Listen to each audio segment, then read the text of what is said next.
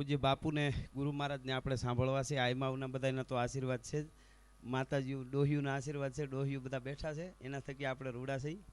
અને અમારા ડોહીમાં હું એટલે અમુક બોલતા નથી, બસ વધારે કાંઈ નહીં. બાપુ પ્રણામ કરી તમને આઈમાઓને બધાને એક જ દુહો, અને ખાલી ટૂંકમાં આપણે કહે ને નાત ગંગા કહેવાય, એટલે બધી નાત ગંગાને પ્રણામ કરી અને એક દુહો કે આવડી નાયત વડીલો બધા પાઘડીઓવાળા બેઠા, ગુરુ મહારાજ આઈમાં બ્રહ્માંડ ભાણુદરી કહેવાય, ત્યાં બોલવું. એટલે એક બાઈ દરિયાને કાંઠે હેલ લઈને જતી હતી, અને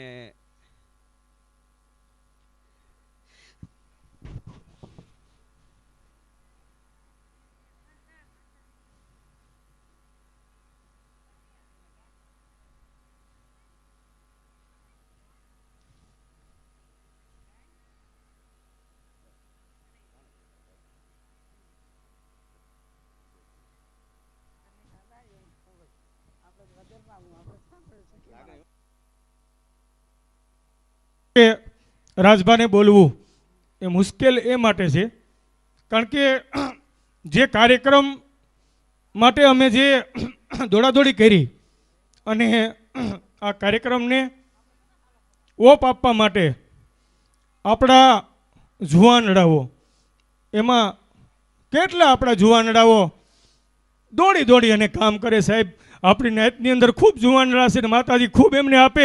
જોરદાર તાલીઓના ગગડાટથી આપણે જુવાનડાઓને એકવાર તો વધાવી લેશું.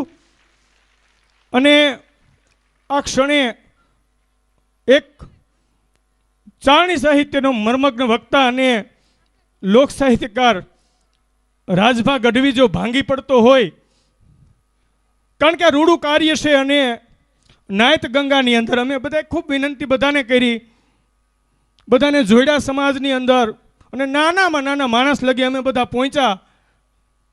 અને ક્યાંય અમે કોઈ કંકોત્રી બાકી નથી રહેવા દીધી. અમારી નાયત ગંગા છે. રાજભાઈએ અમને મેસેજમાં પણ કીધું હતું કે હું દુનિયાની અંદર પ્રોગ્રામ દેવા જાઉં છું, આખી દુનિયામાં જાઉં છું. બહુ પોરોહના પલ્લા છૂટે, બહુ સારી વાત છે, પણ જ્યાં સુધી મારી ભેઠાયું મારી પાઘડી ન જોવું ને ત્યાં લગે મને આનંદ ન થાય. આ ભોળપણ સાહેબ અને આવું રૂડું આ કાર્ય કરી રહ્યા છે, ત્યારે મને લાગે છે કે રાજભા માટે બોલવું અને મારી માટે પણ આ તકે બોલવું ખૂબ મને પણ અઘરું લાગી રહ્યું છે. કારણ કે અમે 24 કલાકથી આ કાર્યક્રમનો ઓપ આપી રહ્યા છીએ, અને અમારા જુવાનડાઓ ખંભે ખંભો મુલાવીને કોઈને કાંઈ સિંધીએ કોઈ કાંઈ ના પાડતું જ નથી સાહેબ. અને આ આપણા ગીરના ચારણો પાસે નરેન્દ્ર મોદી એમ કહે કે ભારતની અંદર, આપણા યશસ્વી વડાપ્રધાન એમ કે ભારતની અંદર યુવા ધન ખૂબ વધુ છે, એટલે આપણો દેશ પ્રગતિ કરી રહ્યો છે. પણ હું આ નાયત ગંગાને કહું છું કે આપણી પાસે પણ યુવા ધન છે. એ તો ખાલી આનંદ હતો, ખબર નથી મને શું કામ એવું થયું.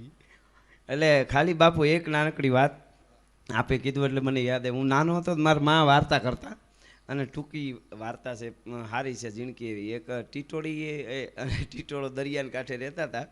આ બધી નાયત આખી ભેળી થઈ ત્યારે આવું બધું થતું હોય. આપે કીધું એમ ઉપેન્દ્રસિંહભાઈ, આપણે બાપુએ આ ગાયું વાળું આવું આપણને તો યાદ ન હોય કાંઈ. બાપુ કે એવું કંઈક કરો ને તો દૂજાણું લઈને દીકરીઓ જાય, દીકરીઓ રાજી થાય ને હાહરિયા રાજી થાય. એમાં આપણે બીડું ઝડપી લીધું. એટલે બાપુને તાળીએથી આપણે ગુરુ મહારાજની વંદના કરીએ.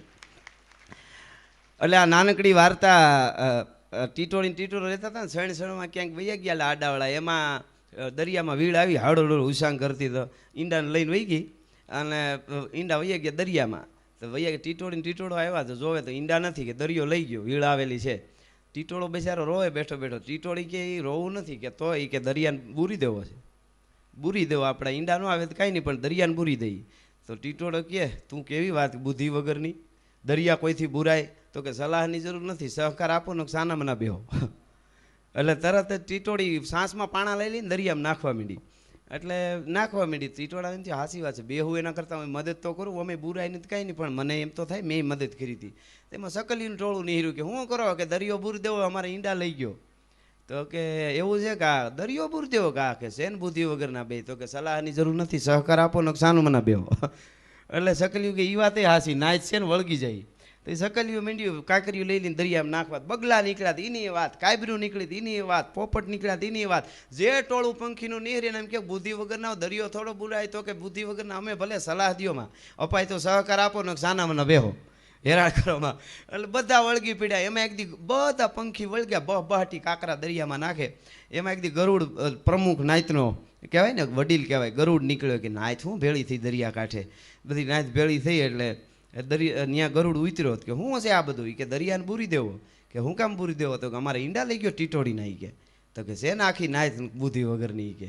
બધા ભેળા થઈને વળગ્યા. દરિયા કોઈ દી બુરાય તો પ્રમુખ હોય ભલે રહ્યા, નાયતના વડીલ હોય ભલે રહ્યા, દેવાય તો સહકાર આપો ને સાનામાં ન બેહો, બીજી રહેવા દો. એટલે એને એમ થયું એ વાત એ હાચી, નાચ ભેગું જોડાઈ જવું જોઈએ. તો ગરુડે વળગી પીડ્યો, મોટી મોટી પાંખોમાં શીલાવું લઈ હળહળો હોસાંગ દરિયામાં નાખવા માંડ્યો. બધાય વળગ્યા. ભગવાન બે ત્રણથી વિચાર કરે કે ગરુડ ક્યાં ગયો? ક્યાંક જવાનું હોય તો ઓસિંતાનું કામ પડે તો આપણું વાહન ન હોય તો શું થાય? તો ભગવાન આવ્યા ફરતા ફરતા નારાયણ દરિયાને કાંઠે મારી. તે દરિયાને કાંઠે માં વાત કરતા જોઈને કહું તો તે ભગવાન આવ્યા હતા. આવીને કે ગરુડ શું છે આ બધું? નાય તાખી બહાટી બોલાવી કે દરિયાને બૂરી દેવો. કાં તો ટીટોડીને ઈંડા લઈ ગયો. કે ગરુડ તને ખબર નથી પડતી, તો નાયતનો વડીલ કહેવાય, નાયતને જ નહીં હોય ખબર. હાલો કે કેમ? કે દરિયો કોઈથી બુરાય તો ભગવાન હોય પગે લાગી અપાય તો સહકાર આપો, નકર કાંઈ વાંધો નહીં, બીજી સલાહની જરૂર નથી. એમ ભગવાનને વિચાર થયો કે આ તો કાંઈ આવવાનું નથી ગરુડ, નાય તાર્ય છે. એટલે ભગવાને કીધું તો ઈંડા આપે તો જ આવી. તો કે હા. ભગવાને આમ આંગળી કરી ત્યાં સકર સકર સકર આવ્યું આંગળીમાં. દરિયો પ્રગટ થઈ ગયો. પ્રભુ માફ કરજો, શું થયું? તો ટીટોડીને ઈંડા લઈ ગયો. તો કે હા. શું કામ લઈ ગયો? દઈ દે. અરે લે ભગવાન, એમ થોડું ત્યાં તમારા સુધી વાત પુગાડવાની વાત જ ક્યાં હતી? આ તો અમને ડાયરેક્ટ કહી દીધું તમે પાડો કહેવાય, એવી ક્યાં વાત જ. હું તો ના આગળ તરત દરિયો લઈને આવી ગયો. નાચ ભેળી થાય તો દરિયાને પણ દેવા આવવું પડે, ગમે એ એકવાર નાચને ભેળું થવું પડે. એ પાકું પાકું અને પાકું. બસ આટલી વાત કહી અને ખૂબ આનંદમાં છું, બીજું કાંઈ નથી. આનંદ છે એકદમ. બધા નાયતને પ્રણામ, મારા માવડીઓને પ્રણામ, પૂજ્ય ગુરુ મહારાજ, જનકસિંહ મહારાજ અને બધાને પ્રણામ કરી અને બધાને જય માતાજી અને વર વધુ અને બધાને ખૂબ ખૂબ શુભેચ્છાઓ, અભિનંદન, કોંગ્રેચ્યુલેશન, થેન્ક યુ, ધન્યવાદ.